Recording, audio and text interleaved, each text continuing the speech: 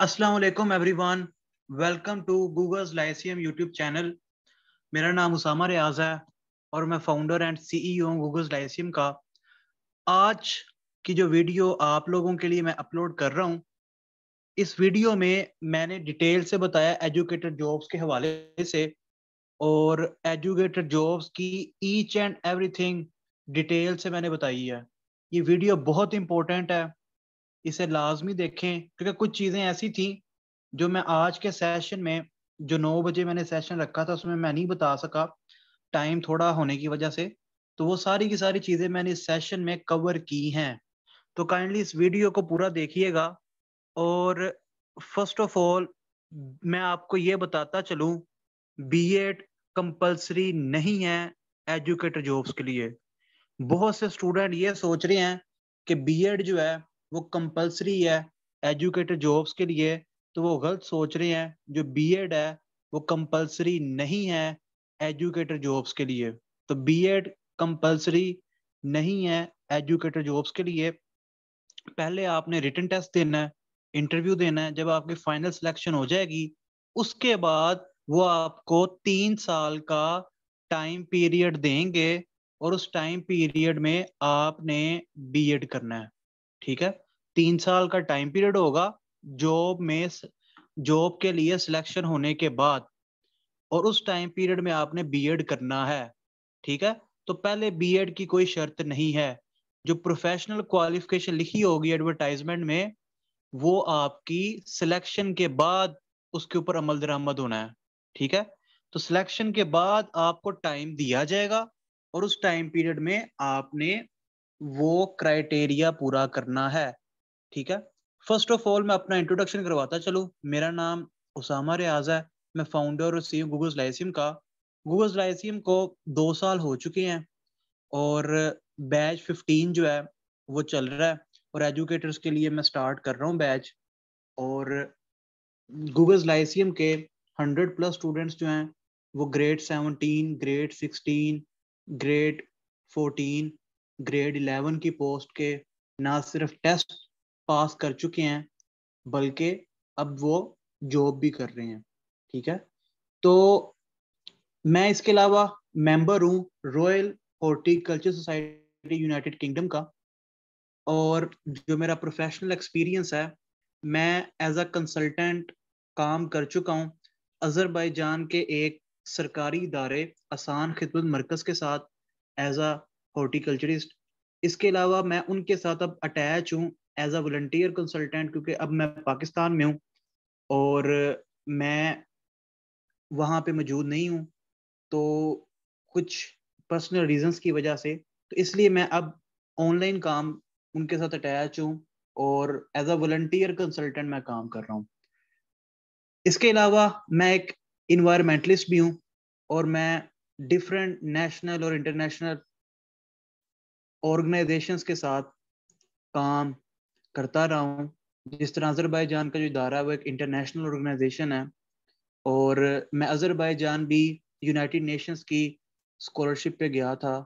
ठीक है, United Nations का जो इदारा है फूड एंड एग्रीकल्चर ऑर्गेनाइजेशन, उसका प्रोग्राम था।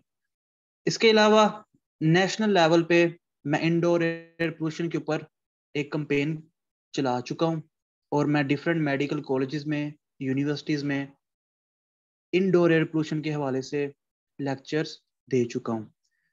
मेरा जो जॉब्स जॉब टेस्ट के हवाले से, या जो वन पेपर के हवाले से, या जितनी भी जॉब्स के टेस्ट हैं उनके हवाले से जो मेरा एक्सपीरियंस है, 2019 में मैंने assistant director ministry of defence, ये ग्रेड 17 की पोस्ट होती है, इसका टेस्ट दिया था। और अल्हम्दुलिल्लाह वो मेरा स्क्रीनिंग भी क्लियर था और डिस्क्रिप्टिव भी क्लियर था। उसके बाद इंटरव्यूज जो थे वो पोस्टपोन्ड हो गए थे ड्यू टू कोविड, और उसके बाद ये सीट्स 2021 में आई थी, दोबारा कैंसिल हो गई थी कोविड की वजह से, दोबारा 2021 में आई थी। तो फिर मैंने दोबारा अप्लाई नहीं था किया इन पे। मेरा जो एजुकेशनल बैकग्राउंड है मेरा, मैंने बीएससी ऑनर्स की थी यूनिवर्सिटी ऑफ एग्रीकल्चर फैसलाबाद से, और जो मेरी स्पेशलाइजेशन है फर्दर, वो अजरबैजान स्टेट एग्रीकल्चर यूनिवर्सिटी से है। और इसके अलावा मैंने पब्लिक एडमिनिस्ट्रेशन में भी एक स्पेशलाइजेशन कोर्स किया हुआ है, और वो मैंने किया था academy for public administration under the president of Azerbaijan से। ये जो academy for public administration under the president of Azerbaijan है, ये अजरबैजान की ब्यूरोक्रेसी की ट्रेनिंग के हवाले से एक अकेडमी है। जिस तरह पाकिस्तान में national school for public policy है लाहौर में, जब आप माल रोड पे जाते हैं तो एचईएसएन कॉलेज के साथ है national school for public policy, जहाँ पे ब्यूरोक्रेट्स की ट्रेनिंग होती है। जब उनकी प्रमोशन होती है ग्रेड 18 से 19, 19 से 20, 20 से 21, तो वहाँ पे उनके प्रमोशनल कोर्सेज भी होते हैं, और वैसे दूसरे कोर्सेज भी चल रहे होते हैं। तो इसी तरह ये academy for public administration under the president of Azerbaijan है, तो वहाँ पे भी मैंने एक पब्लिक एडमिनिस्ट्रेशन में कोर्स किया था। अल्हम्दुलिल्लाह काफ़ी ज़्यादा डाइवर्स एक्सपीरियंस मुझे हासिल हुआ अजरबैजान से, ना सिर्फ एग्रीकल्चर में बल्कि गवर्नेंस के अंदर भी। उसके अलावा अच्छा जी, पहले मैं 1 मिनट के अंदर जो सेशन में स्टार्ट कर रहा हूँ एजुकेटर्स की जॉब्स के हवाले से, उसके बारे में बताऊंगा। उसके बाद मैं डिटेल से बताऊंगा कि एजुकेटर्स में कौन अप्लाई कर सकता है और कौन अप्लाई नहीं कर सकता। ठीक है, तो जो सेशन 1 है एजुकेटर्स की जॉब्स के लिए, वो मैं स्टार्ट कर रहा हूँ 22 अगस्त से। यानी 22 अगस्त से सेशन स्टार्ट हो रहा है। 22 अगस्त तक जो फीस जमा करवाएगा उसे मैं इस सेशन में ऐड कर लूंगा। जो 22 अगस्त तक फीस जमा नहीं करवा सकता वो सेशन 2 ज्वाइन कर सकता है। सेशन 2 जो है एजुकेटर्स जॉब के लिए, वो 4 सितंबर 2022 से स्टार्ट होगा। दोनों सेशंस का ड्यूरेशन 2 माह है, यानी जो 22 अगस्त को स्टार्ट होगा उसके 2 माह मुकम्मल होंगे 22 अक्टूबर को, और जो 4 सितंबर को स्टार्ट होगा उसके 2 माह मुकम्मल होंगे 4 नवंबर को। तो 8 हफ्ते मिनिमम होंगे, यानी 8 से 10 वीक्स का ये सेशन होगा। बढ़ भी सकता है अगर कंटेंट्स कवर ना हुए। क्लास टाइमिंग होगी रात 9 से 10:30 तक। ठीक है, लाइव क्लासेस हुआ करेंगी जूम ऐप पे। मंडे टू फ्राइडे क्लासेस हुआ करेंगी, डेली टेस्ट हुआ करेगा, और जो हम पूरे वीक में पढ़ेंगे उसका वीकली टेस्ट होगा। और बाद में आपका 1 या 2 फुल पेपर मॉक एग्जाम्स भी लूंगा मैं, और ये टेस्ट होंगे गूगल फॉर्म्स पे। गूगल फॉर्म्स पे ये टेस्ट होंगे, फौरन विद इन सेकेंड्स आपके पास रिजल्ट भी आ जाएगा। अच्छा जी, इसके अलावा कुछ नोट्स और मटेरियल आपको प्रोवाइड किया जाएगा डिफरेंट बुक्स में से। जो स्लाइड्स होंगी लेक्चर्स की वो आपको प्रोवाइड नहीं की जाएंगी, और लेक्चर्स की रिकॉर्डिंग्स भी आपको प्रोवाइड नहीं की जाएंगी। ठीक है, कंप्लीट सेशन फी 3,000 है, मैं डिस्काउंट दे रहा हूँ एजुकेटेड जॉब्स के लिए। और जिसने रिकॉर्डिंग्स भी लेनी है उसे फिर एडिशनल चार्जेस देने पड़ेंगे। ये 3,000 फीस लाइव क्लासेस की है। ये 2 माह का सेशन है, और कंप्लीट सेशन फीस 3,000 है। यानी 1 माह की 1,500 बन गई, लेकिन आपने 3,000 इकट्ठे जमा करवाने हैं। ठीक है, तो ये इकट्ठे जमा होंगे 3,000। अब मेरा कॉन्टैक्ट नंबर आप नोट कर लें, 0300 4219263। ये मेरा कॉन्टैक्ट नंबर है। हबीब बैंक के अंदर आपने फीस जमा करवानी है। HBL के किसी भी ब्रांच से आप फीस जमा करवा सकते हैं। HBL ऐप जो है उससे भी आप HBL के बैंक अकाउंट में जमा करवा सकते हैं। देखें, जो बैंक अकाउंट होता है ना, वो 100% ऑथेंटिक होता है। यानी अब बैंक अकाउंट वैसे नहीं खुलते, अब बायोमेट्रिक बैंक अकाउंट्स होते हैं, और वो बिजली का बिल और हर चीज मांगती हैं बैंक अकाउंट खोलते हुए। ठीक है, इवन के गूगल लाइसियम मुझे रजिस्टर करवानी पड़ी थी, और फिर जाके मेरा बैंक अकाउंट खुला था, क्योंकि उन्होंने पूछा था कि सोर्स ऑफ इनकम क्या है। तो सोर्स ऑफ इनकम जो है अब जुबानी कलामी बैंक नहीं मानता। तो उस टाइम पे जब मैंने बैंक अकाउंट खुलवाया था, तो मैं कोई और अपना स्टार्टअप नहीं था कर रहा, तो किसी और स्टार्टअप के साथ मैं एंगेज नहीं था, तो गूगल लाइसियम के साथ ही था। तो फिर मैंने गूगल लाइसियम को रजिस्टर करवा के फिर इसके इसके ऊपर जो था फिर सोर्स ऑफ इनकम डिक्लेयर करके तो मेरा ये बैंक अकाउंट ओपन हुआ था। अल्हम्दुलिल्लाह अब मेरे और भी काफी ज्यादा सोर्स ऑफ इनकम है, तो मुझे अब कोई और बैंक अकाउंट ओपन करवाना पड़ेगा तो मैं कोई और भी दे सकता हूँ। तो बैंक अकाउंट जो है वो सोर्स ऑफ इनकम के साथ ओपन होता है। कि आपके पैसे आने किधर से हैं। तो मैंने फिर बताया कि ये मेरी एकेडमी है, ये रजिस्टर्ड है और यहाँ से मुझे पैसे आने हैं। ठीक है, तो आप अपनी जैज़ कैश ऐप और इजी पैसा ऐप से भी मेरे बैंक अकाउंट में पैसे जमा करवा सकते हैं। बैंक अकाउंट की जो डिटेल्स हैं वो लेने के लिए 030042192263 के ऊपर व्हाट्सएप पे आपने मैसेज करना है। मैं आपको बैंक अकाउंट नंबर वगैरह जितनी भी डिटेल्स हैं वो आपको सेंड कर दूंगा। ठीक है, उसके बाद अब आते हैं जी एजुकेटेड जॉब्स के ऊपर। 2-3 दिन पहले जो पंजाब का एजुकेशन मिनिस्टर है डॉक्टर मुराद रास, जिनके पास स्कूल लेवल की एजुकेशन की मिनिस्ट्री है, क्योंकि पंजाब में 2 एजुकेशन मिनिस्ट्रीज हैं, एक हायर एजुकेशन की है और एक प्राइमरी एंड सेकेंडरी एजुकेशन की है। ठीक है, तो डॉक्टर मुराद रास जो है वो प्राइमरी एंड सेकेंडरी एजुकेशन के मिनिस्टर हैं। उन्होंने अनाउंस किया जी कि 16,000 एजुकेटर यानी स्कूल टीचर की जॉब्स आ रही हैं। 16,000 जॉब्स पंजाब गवर्नमेंट जो है वो पंजाब डोमिसाइल्ड पर्सन्स के लिए क्रिएट करने जा रही है। 16,000 स्कूल टीचर की जॉब्स, ये बहुत गोल्डन अपॉर्चुनिटी है। ऐसी अपॉर्चुनिटीज 10-10 साल, 5-5 साल, कम से कम 3-3, 4-4 साल बाद आती है। ठीक है, ये 4-4 साल, हर साल ऐसी अपॉर्चुनिटी आपको नहीं मिलती। ठीक है, ये सालों बाद अपॉर्चुनिटी आती है। पहले 33,000 सीट्स आनी थी, अब फेज 1 में 16,000 आएंगी और फेज 2 के अंदर 17,000 आएंगी। अच्छा जी, अब ये जो एजुकेटर की जॉब्स हैं, स्कूल टीचर जॉब्स हैं, इनके नाम क्या हैं? जो ग्रेड 14 की स्कूल टीचर जॉब है इसका नाम है एलिमेंट्री स्कूल एजुकेटर, ESE, ये ग्रेड 14 की है। ग्रेड 15 की जो एजुकेटर की जॉब है सीनियर एलिमेंट्री स्कूल एजुकेटर, ये ग्रेड 15 की है। जो ग्रेड 16 की है सेकेंडरी स्कूल एजुकेटर, SSE। ठीक है, इसके अलावा असिस्टेंट एजुकेशन ऑफिसर ग्रेड 16 की ये भी पोस्ट आनी है, AEO की। अब आप लोग जो हैं इन सब पोस्ट में अपनी क्वालिफिकेशन के अकॉर्डिंग अप्लाई कर सकते हैं। ठीक है, आप अपनी क्वालिफिकेशन के अकॉर्डिंग इन सब पोस्ट में अप्लाई कर सकते हैं। अब एलिमेंट्री स्कूल एजुकेटर जो है, सीनियर एलिमेंट्री स्कूल एजुकेटर और सेकेंडरी स्कूल एजुकेटर, इनकी जो पोस्ट हैं वो साइंस सब्जेक्ट वालों के लिए भी हैं, आर्ट्स वालों के लिए भी हैं, कंप्यूटर साइंस वालों के लिए भी हैं और इसके अलावा अरेबिक और फिजिकल टीचर के भी हैं, फिजिकल टीचर के लिए भी है और फाइन आर्ट्स के लिए भी है। तो मैंने आगे मेंशन भी किया है।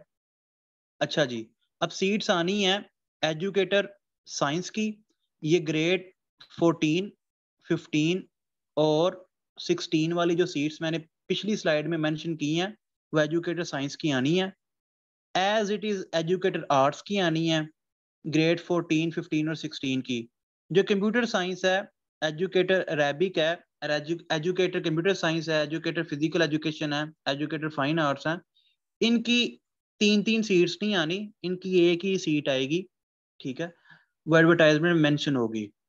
तो एजुकेटर साइंस और एजुकेटर आर्ट्स वाले जो हैं वो इन तीनों पोस्ट के लिए अप्लाई कर सकते हैं। यानी जो एजुकेटर साइंस वाले स्टूडेंट्स हैं वो ग्रेड 14 के लिए भी अप्लाई कर सकते हैं, ग्रेड 15 के लिए भी, ग्रेड 16 के लिए भी।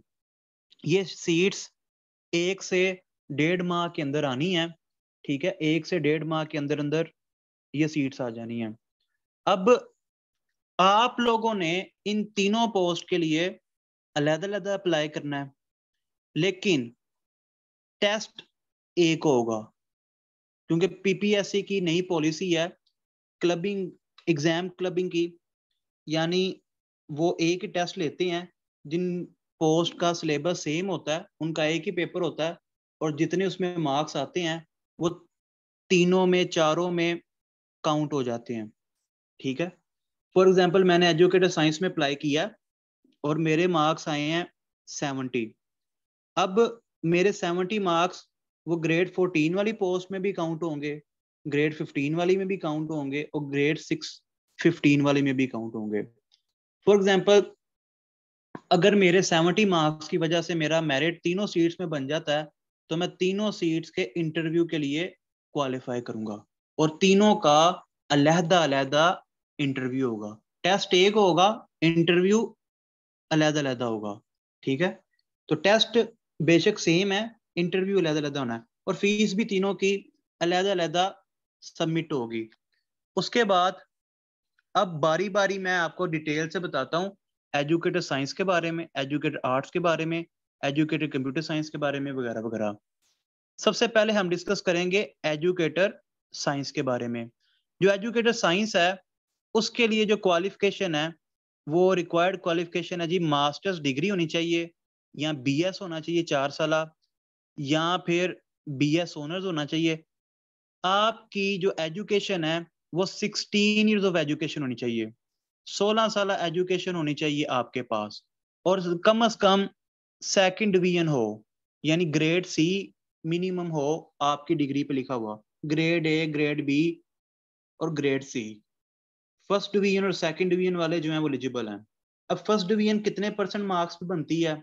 60% मार्क्स पे फर्स्ट डिवीजन होती है, फिर 60% मार्क्स पे फर्स्ट डिवीजन है और 45% मार्क्स पे सेकंड डिवीजन होती है। तो मिनिमम जिसके 45% मार्क्स हैं वो एलिजिबल है। ठीक है, अब एजुकेटर साइंस में कौन कौन अप्लाई कर सकता है?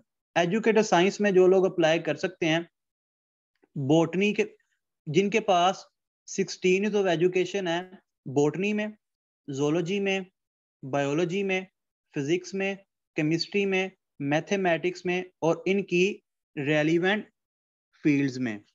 अभी जो रेलिवेंट फील्ड्स है ना, इसके बारे में अगर आप जानना चाहते हैं कि आपकी फील्ड एलिजिबल है या नहीं, तो इस वीडियो के कमेंट्स में आपने अपना सब्जेक्ट मेंशन करना है। Biochemistry, entomology, environmental science, food science technology, जो भी आपका सब्जेक्ट है, अगर आप इस वीडियो के कमेंट्स में अपना सब्जेक्ट कमेंट्स में लिखोगे तो मैं कल एक वीडियो बनाऊंगा और डिटेल से मैं बताऊंगा इन रेलिवेंट सब्जेक्ट में कौन कौन आता है।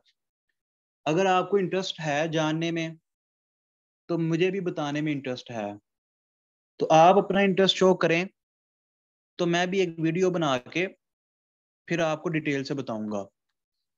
अच्छा जी, अब एजुकेटर साइंस में बॉटनी वाला भी आ गया, जोलॉजी वाला भी आ गया, बायो वाला भी आ गया, फिजिक्स वाला भी, केमिस्ट्री वाली, मैथमेटिक्स भी। जो एजुकेटर साइंस की सीट है ना, ये डिफरेंट है लेक्चरर की सीट से। जो स्कूल टीचर होता है वो ऑलराउंडर होता है। स्कूल टीचर ने स्कूल में botany, zoology, physics, chemistry, math, यानी जो एमएससी वाला मैथ है वो नहीं पढ़ाना होता। स्कूल टीचर ने आपको जो स्कूल का कोर्स होता है वो पढ़ाना होता है। अब कुछ स्टूडेंट्स होते हैं वो समझते हैं कि हमारे पास डिग्री है बॉटनी की, तो जिस तरह लेक्चरर बॉटनी की सीट आती है तो पेपर भी बॉटनी में से आएगा। ऐसा नहीं है। जो फिजिक्स वाले हैं ये सोच रहे होते हैं कि एजुकेटर का पेपर भी लेक्चरर फिजिक्स की तरह फिजिक्स में से आएगा। ऐसा नहीं है। ठीक है, लेक्चरर मैथमेटिक्स वाले सोच रहे होंगे कि जिस तरह लेक्चरर मैथमेटिक्स का पेपर मैथ से आता है इसी तरह ही एजुकेटर साइंस का पेपर भी मैथ से आएगा। ऐसे नहीं है। ये जो botany, zoology, biology, physics, chemistry, mathematics है, ये डिग्री वाले अप्लाई कर सकते हैं एजुकेटर साइंस के लिए। ये ना तो एजुकेटर बॉटनी की सीट है, ना ये एजुकेटर जोलॉजी की सीट है, ना ये एजुकेटर फिजिक्स की सीट है, ना ये एजुकेटर केमिस्ट्री की सीट है, ना ये एजुकेटर मैथमेटिक्स की सीट है। ये सीट है एजुकेटर साइंस की। साइंस टीचर की ये पोस्ट है और साइंस टीचर की पोस्ट में इन डिग्रीज के लोग अप्लाई कर सकते हैं और इनकी रेलिवेंट फील्ड्स के लोग अप्लाई कर सकते हैं। अब फिर एजुकेटर साइंस का सिलेबस क्या होगा, इसके टेस्ट का सिलेबस क्या होगा? तो सबसे पहले हम डिस्कस करते हैं एजुकेटर साइंस का पेपर पैटर्न क्या होगा। ये वन पेपर एग्जाम होगा, 100 मार्क्स का पेपर होगा, 100 एमसीक्यूज आपको दिए जाएंगे, 90 मिनट्स टाइम होगा इन 100 एमसीक्यूज को अटेम्प्ट करने का, और नेगेटिव मार्किंग भी है। -0.25 जो है वो नेगेटिव मार्किंग है, यानी अगर आपका एक एमसीक्यू गलत हो जाता है तो आपके जो टोटल मार्क्स होंगे उनमें से -0.25 जो है वो डिडक्ट हो जाएंगे। अब ये नेगेटिव मार्किंग का कॉन्सेप्ट मैं थोड़ा सा बता दूं। 10 एमसीक्यूज मैंने अटेम्प्ट किए, 10 में से 8 करेक्ट हैं, 2 रॉन्ग हैं, तो एक एमसीक्यू का 1 नंबर है, तो मेरे बनने चाहिए 8 नंबर। लेकिन ये जो 2 हैं इनकी वजह से माइनस हो जाएंगे 0.5, ठीक है, इसमें से, और मेरे फाइनल नंबर बनेंगे 7.5। तो नेगेटिव मार्किंग से मुराद है जितने गलत होंगे उतने ही नंबर करेक्ट वालों से डिडक्ट हो जाएंगे। यानी 2 गलत हुए हैं तो एक गलत होने पे -0.25 डिडक्ट होना है, तो 2 गलत होंगे तो 0.5 डिडक्ट हो जाएंगे, ठीक है। तो नेगेटिव मार्किंग भी होती है। अब इसके सिलेबस की बात करते हैं। एजुकेटेड साइंस का जो सिलेबस है, 50% एमसीक्यूज आने हैं botany, zoology, chemistry, physics, mathematics, biology में से। यानी 100 में से 50 एमसीक्यूज आने हैं botany, zoology, chemistry, physics, mathematics and biology से। अब आप लोग समझ रहे होंगे कि मैंने बॉटनी की डिग्री की है, तो मेरा जो एजुकेटेड साइंस का पेपर होगा उसमें मुझे बॉटनी के सवाल आएंगे। जो केमिस्ट्री वाला है वो सोच रहा होगा कि उसको एजुकेटेड साइंस के पेपर में 50 एमसीक्यूज केमिस्ट्री के आएंगे। जो मैथ वाला है वो सोच रहा होगा मुझे मैथ के आएंगे। ऐसा नहीं है, ऐसा बिल्कुल भी नहीं होना। आप सबका एक ही पेपर आना है। आपने बेशक बॉटनी में डिग्री की है, जोलॉजी में की है, केमिस्ट्री में की है, फिजिक्स में की है, मैथमेटिक्स में की है, बायोलॉजी में की है, आप सबका पेपर सेम होगा। अब पेपर सेम है तो 50 एमसीक्यूज कैसे आएंगे अगर सबका पेपर सेम है। तो 50 एमसीक्यूज इस तरह आएंगे कि हर सब्जेक्ट में से 6 से 10 एमसीक्यूज आएंगे। यानी ये 50 एमसीक्यूज में से 6 से 10 एमसीक्यूज होंगे बॉटनी के, 6 से 10 जोलॉजी के, 6 से 10 केमिस्ट्री के, 6 से 10 फिजिक्स के, 6 से 10 मैथमेटिक्स के, और 6 से 10 बायोलॉजी के। तो इनके 6 से 10, 6 ये जो सब्जेक्ट हैं इनके 6 से 10 एमसीक्यूज प्लस करके टोटल बनेंगे 50 एमसीक्यूज। आपने बेशक मैथ में डिग्री की है, आपको फिजिक्स के भी सवाल आएंगे, केमिस्ट्री के भी आएंगे, जोलॉजी के भी आएंगे, बॉटनी के भी आएंगे। यानी जो बॉटनी वाला है वो फिजिक्स और मैथ को भी अटेम्प्ट करने पे मजबूर होगा क्योंकि पेपर सबका सेम है। अच्छा, ये तो आएंगे 50 एमसीक्यूज। बाकी के 50 एमसीक्यूज कहाँ से आएंगे? जो बाकी 50 एमसीक्यूज हैं वो जनरल नॉलेज में से आएंगे। ये वही जनरल नॉलेज है जिसकी क्लासेस मैं स्टार्ट करने जा रहा हूँ, और ये जनरल नॉलेज आपको हर टेस्ट में काम आएगा। अब देखें एजुकेटेड साइंस का जो सिलेबस है आपके सामने है। एक स्टूडेंट है जिसने मैथ में एमएससी की है, क्या उसे एमएससी बोट क्या उसे बीएससी और एमएससी बॉटनी का आता है? एक बच्चा है जिसने डिग्री की है एमएससी फिजिक्स, क्या उसे एमएससी मैथमेटिक्स या एमएससी केमिस्ट्री आती है? क्योंकि जो केमिस्ट्री का पेपर है वो 10th से उन्होंने स्टार्ट करना है और एमएससी तक सवाल उठा के डाल देने हैं। वो मैट्रिक की केमिस्ट्री के भी डाल सकते हैं, इंटर की केमिस्ट्री के भी डाल सकते हैं। जो मैथमेटिक्स, उसके अंदर भी मैट्रिक के मैथ के भी सवाल आ सकते हैं और इंटर के मैथ के भी सवाल आ सकते हैं। बीएससी की भी आ सकती है और एमएससी भी मैथ के सवाल आ सकते हैं। इसी तरह जोलॉजी, बायोलॉजी और बॉटनी है, मैट्रिक की बायो के सवाल भी आ सकते हैं, इंटर की बायो के सवाल भी आ सकते हैं, ठीक है। बॉटनी के बॉटनी अब देखें मैट्रिक में नहीं होती, बॉटनी जो है इंटर में भी नहीं होती, तो बॉटनी तो बीएससी और एमएससी में होती है। तो आप जो साइंस साइंस बैकग्राउंड के स्टूडेंट्स हैं आपके लिए जो सबसे इजी है वो है कि आप 50 जो जीके के सवाल आने हैं, इनमें 40 से 45 नंबर लो। अगर आप जीके में 40 to 45 मार्क्स ले लेते हो तो आपका मेरिट बनने का चांस 90% हो जाएगा। ठीक है, क्योंकि जो मैथ वाला है वो भी बेचारा बॉटनी, zoology, केमिस्ट्री, फिजिक्स नहीं कर पाएगा। ठीक है, जो बायो वाला है वो मैथ नहीं कर पाएगा, जो फिजिक्स वाला है वो बायो नहीं कर पाएगा। तो एक स्टूडेंट जो है उसके लिए अपॉर्चुनिटी यही है कि वो जीके को ना जाने दे, जीके को लाइट नहीं लेना। बेशक लेक्चरर के पेपर में भी 20% जीके आता है ना, वो भी मेरिट बना देता है। मेरी एक स्टूडेंट है, वो लेक्चरर है, 1 साल हो गया उसे एज अ लेक्चरर। उसके टेस्ट में पता है कितने नंबर थे?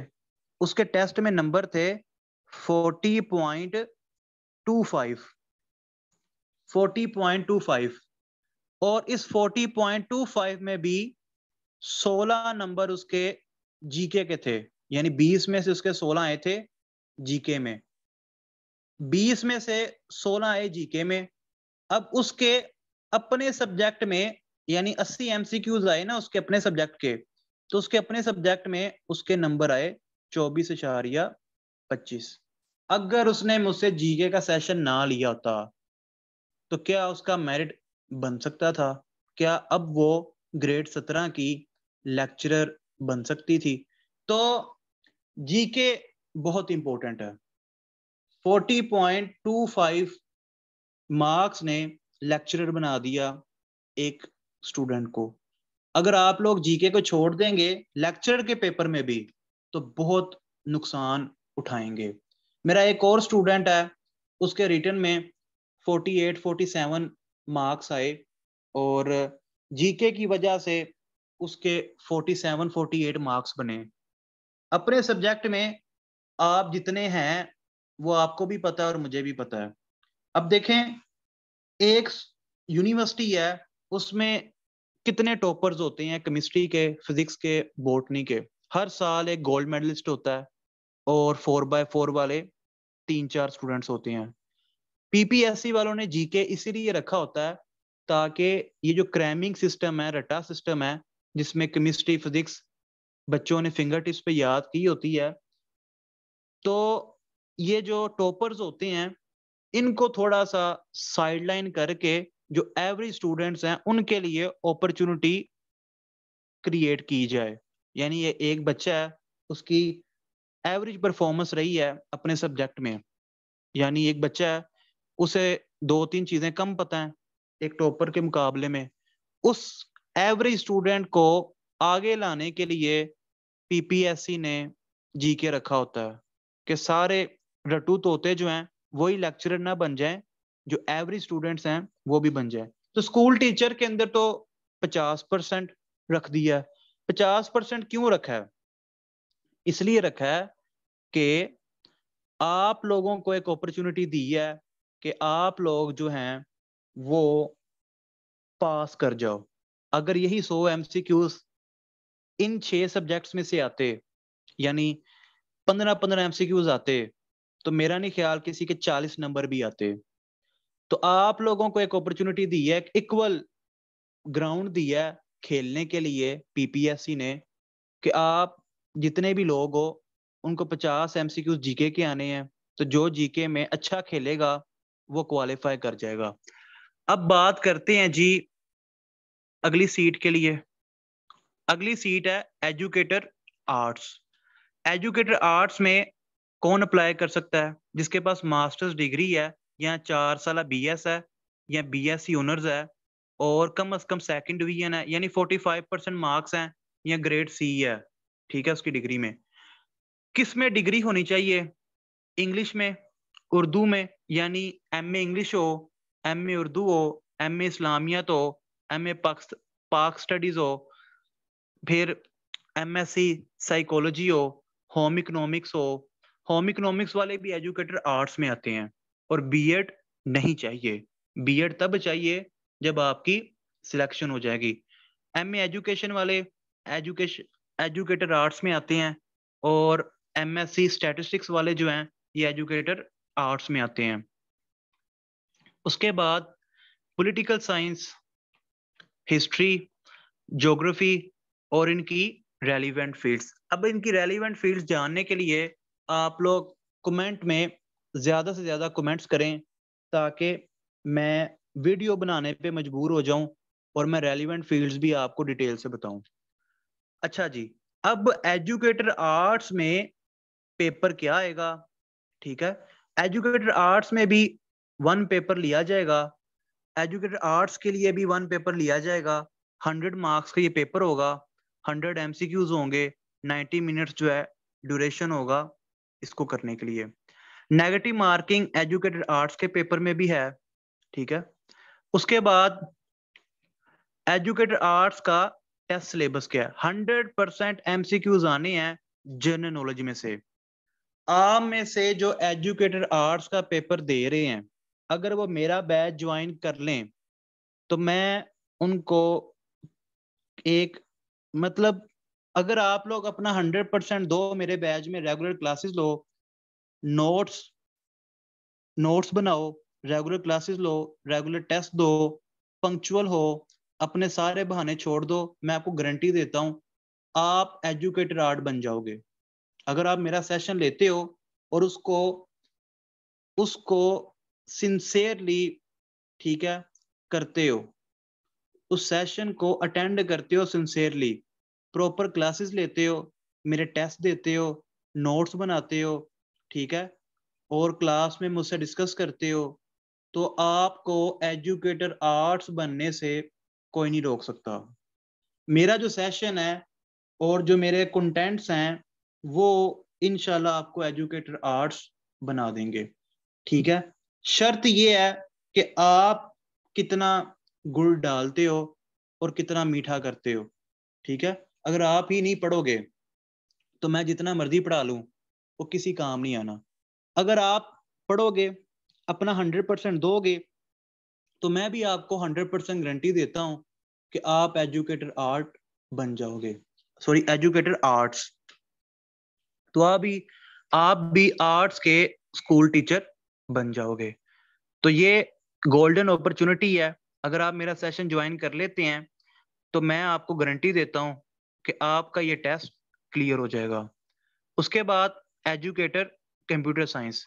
एजुकेटर कंप्यूटर साइंस में भी मास्टर्स डिग्री मांगी हुई है, 16 ईयर्स ऑफ एजुकेशन मांगी हुई है, और सेकंड डिवीजन होनी चाहिए, यानी 45% marks minimum. MSc computer science वाला अप्लाई कर सकता है, MCS वाला कर सकता है, और मास्टर्स इंफॉर्मेशन टेक्नोलॉजी मास्टर, और MSc IT, masters of science IT, BS honours in computer science, और यहाँ BS honours in IT। In short 16 years of education, और इनकी रेलिवेंट ब्रांचेस जो HEC से मंजूर शुदा हैं, जो HEC से रिकॉग्नाइज्ड हैं। सिलेबस क्या है एजुकेटेड कंप्यूटर साइंस का? 80% सब्जेक्ट में से आना है, और 80% किन सब्जेक्ट में से आना है? इन तमाम डिग्रीज में से 80 MCQs बनने हैं। MSc कंप्यूटर साइंस में से भी MCQs बनने हैं, MCS MIT से भी, MSc IT से भी MCQs आने हैं, मास्टर ऑफ साइंस और IT से भी आने हैं। ठीक है, यानी कंप्यूटर साइंस और उसकी तमाम ब्रांचेस में से MCQs आने हैं, IT की तमाम ब्रांचेस में से MCQs आने हैं। तो 80 MCQs बनने हैं, वो जस्ट कंप्यूटर साइंस के नहीं बनने, कंप्यूटर साइंस की तमाम ब्रांचेस उससे बनने हैं, IT की तमाम ब्रांचेस से। 80 MCQs यहाँ से, और 20 MCQs जीके के। ये जो 20 MCQs जीके के होंगे ना, ये मेक और ब्रेक करेंगे। ठीक है, ये आपको पास और फेल करेंगे। ठीक है, आपको बेशक जितनी भी कंप्यूटर साइंस आती है, अगर आपके ये 20 MCQs में 1 या 2 नंबर आए तो आपका मेरिट बनने के इतने अच्छे चांसेस नहीं होंगे। ठीक है, तो आपको जीके में कम से कम 12-14, ठीक है, कम से कम 10 नंबर तो आने चाहिए जीके में।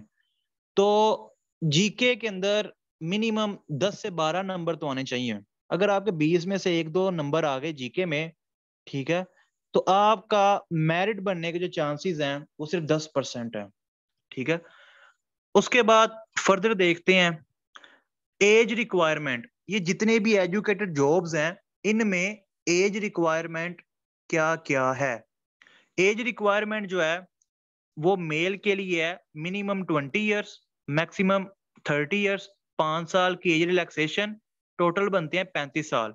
अब कोरोना आया था 2020 में, 2020 और 2021 जो थे ये लॉकडाउन में चले गए, तो पंजाब हुकूमत ने एक ऐलान किया कि 2022 में जितनी भी पोस्ट होंगी उनमें 2 साल एक्स्ट्रा एज रिलैक्सेशन दी जाएगी। तो अगर 2022 में ही एडवर्टाइजमेंट आती है एजुकेटेड जॉब्स की, तो मेल के लिए जो एज होगी मैक्सिमम वो 37 होगी, और इसी तरह ही फीमेल के लिए जो अप्लाई करने की मैक्सिमम एज होगी वो 40 होगी। अभी फीमेल के लिए 38 ईयर्स है, ठीक है, यानी 20 से 30 साल वैसे, जमा 8 एज रिलैक्सेशन के, जमा 2 साल मजीद जो पंजाब हुकूमत ने कोरोना के नाम पे रिलैक्सेशन दी है और वो बनती भी है। 2 साल की एज रिलैक्सेशन कोरोना के नाम पे बनती भी है क्योंकि कोरोना ने 2 साल स्टूडेंट्स के जाया भी किए हैं। तो 40 साल तक की जो फीमेल्स हैं वो भी अप्लाई कर सकेंगी, और 37 की एज तक जो मेल है वो भी अप्लाई कर सकेंगे। तो एजुकेटेड जॉब्स के लिए आप लोग लाजमी अप्लाई कीजिएगा। एक सबसे इंपॉर्टेंट बात, ये जो एजुकेटर की जॉब्स होनी है ना, ये होनी है तहसील लेवल पे, ठीक है। तहसील लेवल पे ये सीट्स आनी है और आपने अप्लाई करना है डिस्ट्रिक्ट डोमिसाइल की बुनियादों पे। जिस जिले का डोमिसाइल आपके पास होगा, आप उस जिले की तमाम सीटों के लिए एलिजिबल हो, तमाम सीट्स के लिए आप एलिजिबल हो। फॉर एग्जाम्पल मैं हूं शेखुपुरा से, ठीक है, मेरा जो डिस्ट्रिक्ट है ना वो है शेखुपुरा, मेरे पास जो डोमिसाइल है वो शेखुपुरा का है। शेखुपुरा में है 5 तहसीलें, 1 2 3 4 5।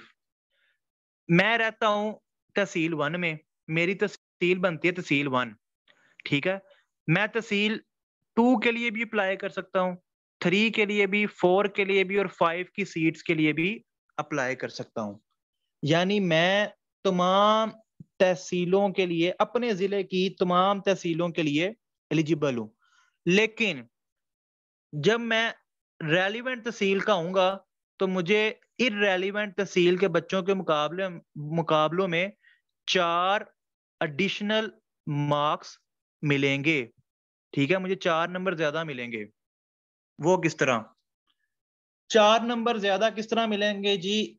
मैं हूं तहसील 1 में रहता, और एक और लड़का है उसका नाम है अमार। अमार जो है तहसील 2 का है। मैंने तहसील 1 में अप्लाई किया है, अमार जो तहसील 2 का है उसने भी तहसील 1 में अप्लाई किया है। क्योंकि तहसील 2 की सीट्स नहीं आई तो अमार और मैंने तहसील 1 में अप्लाई किया क्योंकि तहसील 1 की सीट्स आई हैं। अमार मेरी तहसील का नहीं है।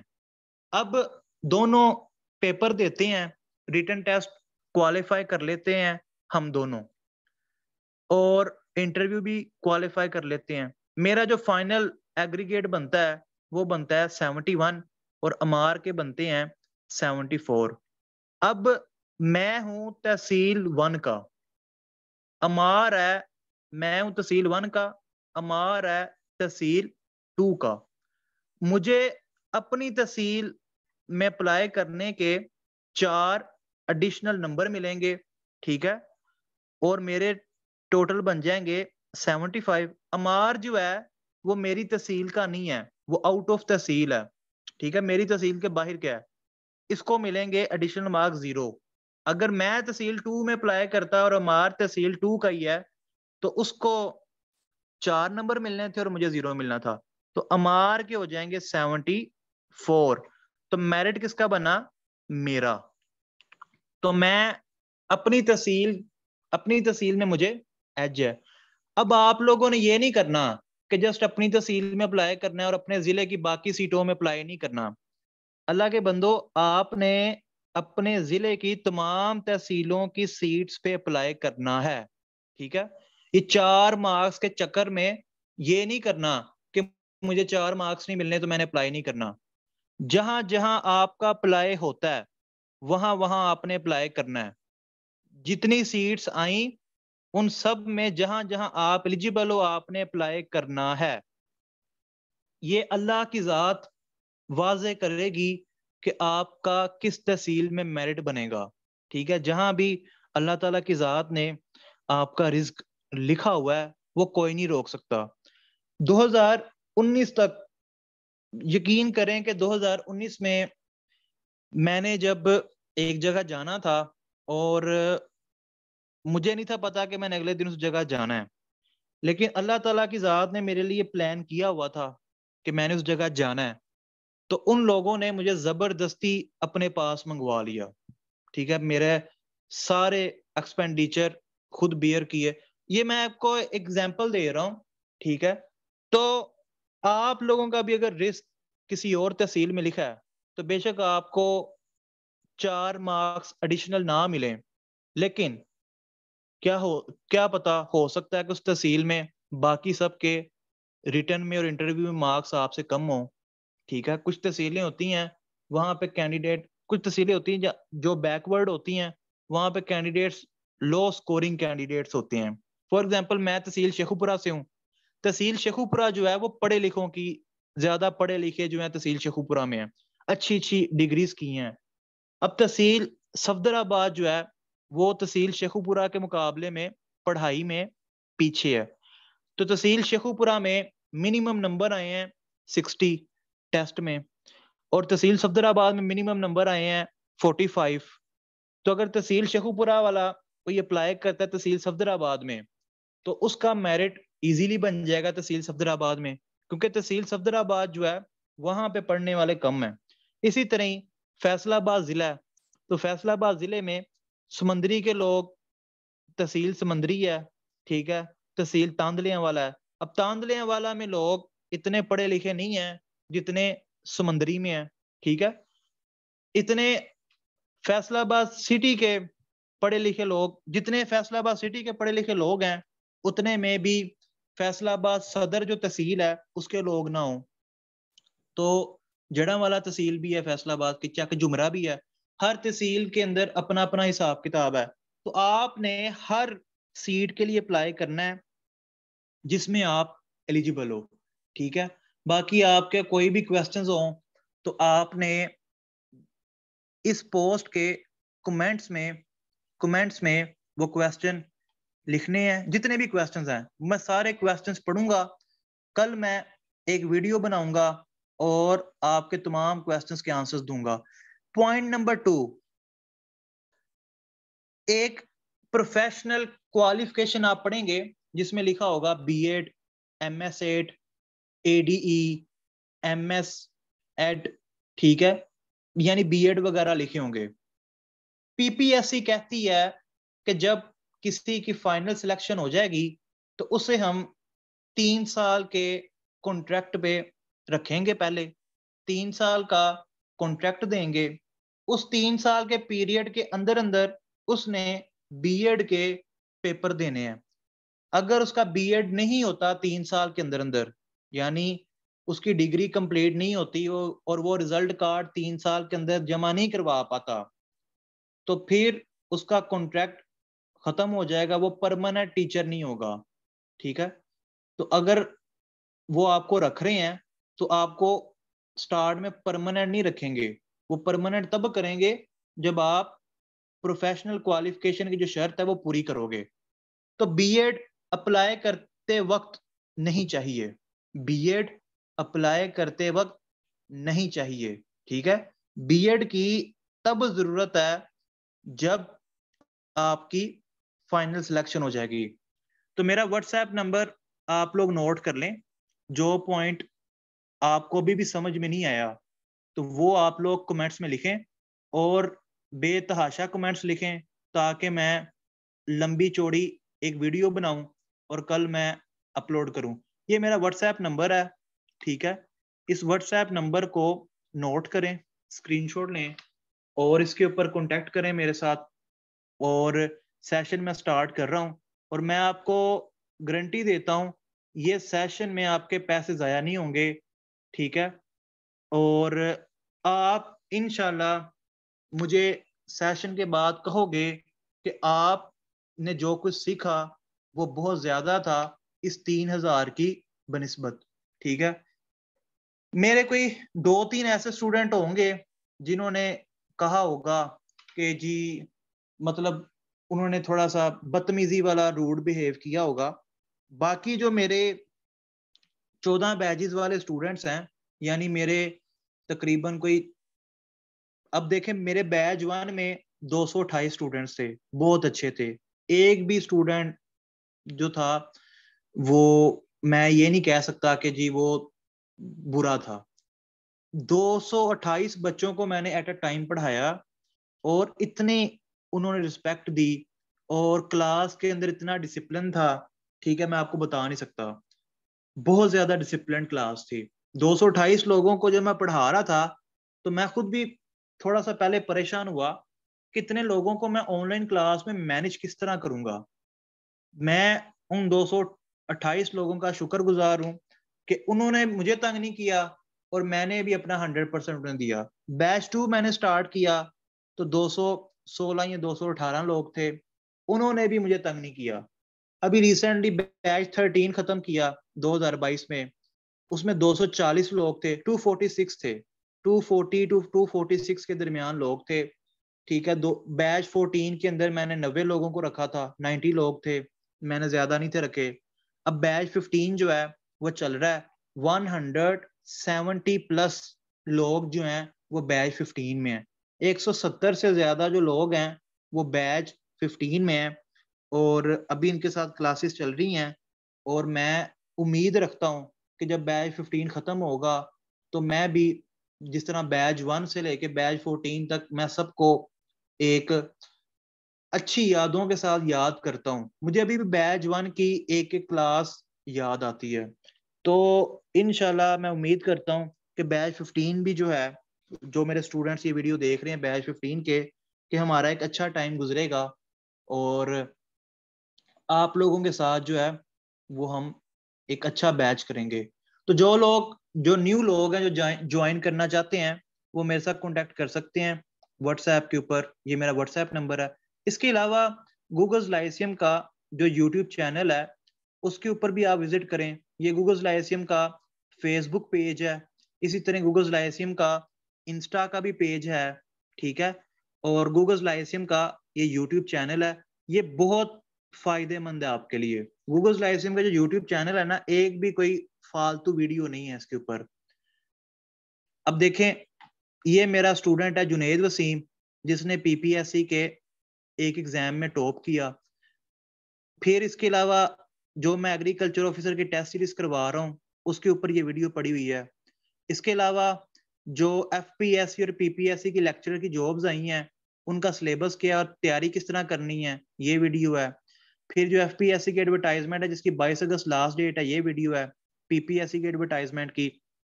इसके अलावा पाकिस्तान पोस्ट की सीट है वो डेट गुजर गई है, 16 अगस्त लास्ट डेट थी।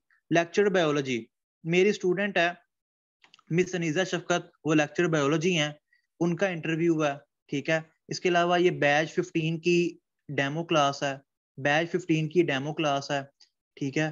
फिर इसके अलावा एमफिल वालों के टेस्ट के लिए मैंने क्लास रखी थी, ये उनकी क्लास है।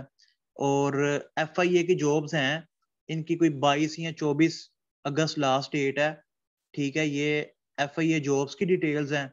इसके अलावा और भी काफी ज्यादा वीडियोस हैं। ये इंग्लिश के लेक्चर्स बहुत जरूरी हैं, ये इंग्लिश के लेक्चर्स आप देखें, एक एक वीडियो जो है वो आपके काम की है। इंग्लिश के लेक्चर्स की आप प्लेलिस्ट के ऊपर क्लिक करें, प्लेलिस्ट के ऊपर क्लिक करें और यहाँ पे आगे इंग्लिश के लेक्चर्स। इंग्लिश के लेक्चर्स को देखने का तरीका ये है कि मैंने तो वैसे प्रेपोजिशन की पहले अपलोड कर दी, पहले प्रेपोजिशन ही देखनी। सबसे पहले जो आपने इंग्लिश का लेक्चर लेना है ना, वो आपने लेना है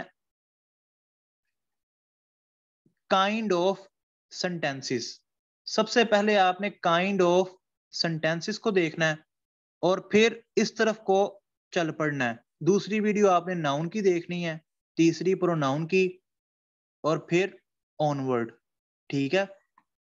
ये आपने ऑनवर्ड इस तरफ को चल पड़ना है। उसके बाद पंक्चुएशन आ गई, फिर पंक्चुएशन पार्ट 2, और इसके अलावा आपने इंग्लिश ग्रामर के जो आर्टिकल्स हैं, इंग्लिश एडवर्ब, इंग्लिश ग्रामर में जो एडवर्ब है, ये सारे देख के उसके बाद आपने आ जाना है डायरेक्ट इनडायरेक्ट के ऊपर और प्रेपोजिशन के ऊपर। टेंसेस कर लेने हैं, टेंसेस के फौरन बाद डायरेक्ट इनडायरेक्ट। इसके अलावा जो लेक्चरर केमिस्ट्री में अप्लाई करना चाहते हैं, ये मेरे स्टूडेंट हैं, साथ नहीं लेक्चरर केमिस्ट्री हैं, उनका इंटरव्यू पड़ा हुआ है।